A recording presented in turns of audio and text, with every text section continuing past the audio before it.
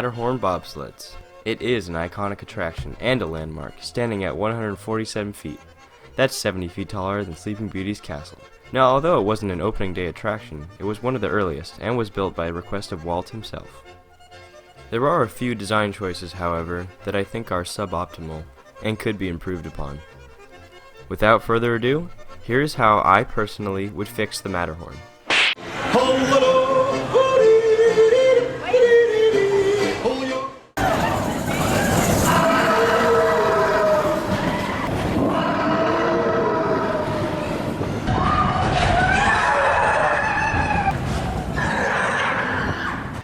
The older roar, featured from 1978 to 2014, is more of a long-winded howl that echoes. The new roar is dumb, not as menacing, and sounds like this, except maybe a little deeper. This is not an unpopular opinion whatsoever. I hate the new roar. Sounds like he's constipated. I miss the iconic roar of the original Yetis rather than the weird guttural sound. But the Yeti's roar has gotta go. Also, not to be offensive to you or Disney, but I miss the old roar. Crying emoji. Why did the Yeti's growl sound so much like pirates? And how about a few closing comments from RoarSatch13? Yeah, it sounds a little more like a guy in a sound booth, but who cares? Are you not seeing the animatronic? What is wrong with you people? With the new Yetis, there are two versions of the roar, and the other version that I'm about to show you has the old roar mixed into it.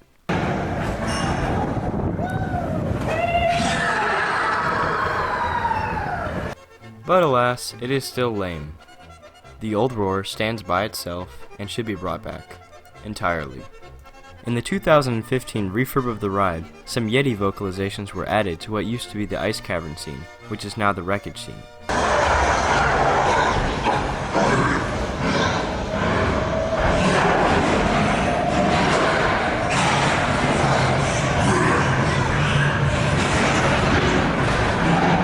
Now, I do believe that these sound effects are good. However, they should be more distant sounding and less frequent. This is because silence is an excellent tool for suspense, and the silence here is being compromised.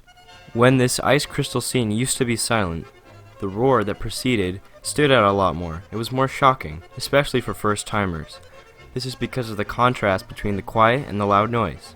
Additionally, the audio here sounds like the Yeti is destroying the bobsleds and the Skyway buckets. But they've already been destroyed, so that doesn't quite make sense. Why would he be destroying them now, as we're going past it? These problems here would be alleviated if the audio was turned down a bit, and the grunts were less frequent.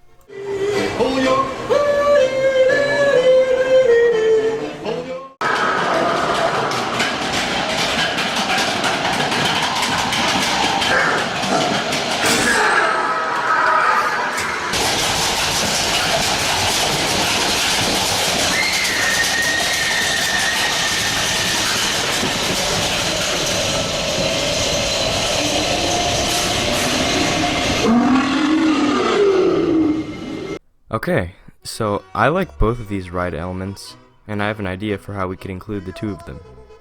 We all know the Matterhorn has two tracks, so how about only one track has the ice windows, and only the other track has the glowing eyes? For variety, this would make each track more of a unique experience.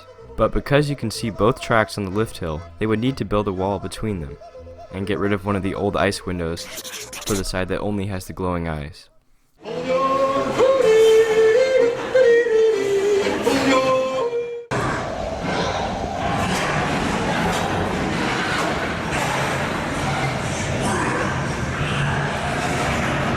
In this particular cave, there is far too much green mixed into the paint. Like I mentioned in the Haunted Mansion holiday video, snow, or ice, is really only green or turquoise when there is direct light behind it. For example, in this photograph. In this cave, there is light pouring in from the ceiling, however, it is not directly behind the snow. Directly behind the snow is rocks, because the snow lines the inside of the cave. Therefore, the paint should not be this green. Take a minute to look at the Wampa Cave from Empire Strikes Back. The snow should look more like this. That is, mostly white with hints of blue and maybe a little bit of green. But just a little bit.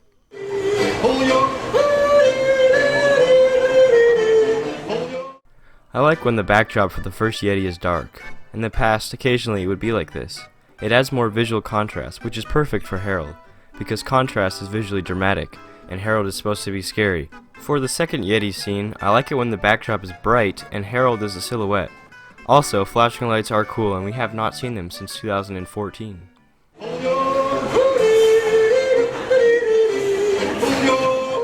The second Harold staging is kinda weird to me. He's just leaning back, nodding his head, saying what's up. It's not very intimidating or aggressive, so this could be improved by having him swing his left arm at the oncoming bobsleds, which the first one does not do.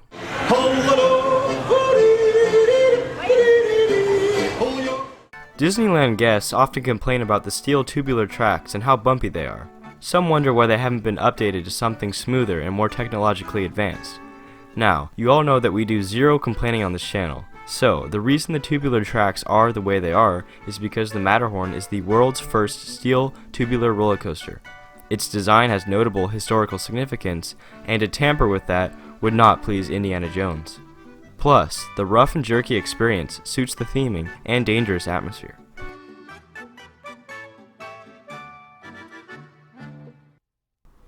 Thank you for watching this video. Like and subscribe, comment down below what you thought.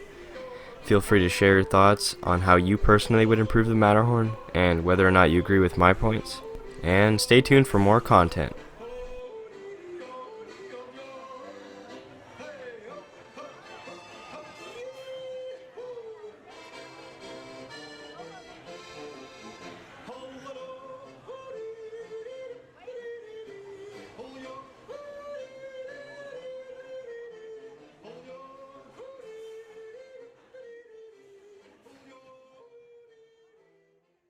That's the people.